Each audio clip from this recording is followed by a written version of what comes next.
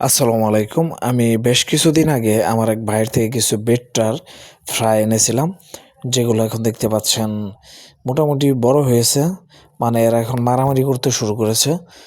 একে অপরকে সহ্য করতে পারে না। এর জন্য আমি জারিং করব আরকি। মানে জারের ভিতরে এদেরকে সেটআপ করব। দেখেন আমি জারগুলোকে মানে প্লাস্টিকের বয়ামগুলোকে পটাশের পানিতে ভালোভাবে ধুয়ে তারপরে হচ্ছে স্বচ্ছ পানি দিয়ে ধুয়ে তারপরে হচ্ছে পানি ভরবো।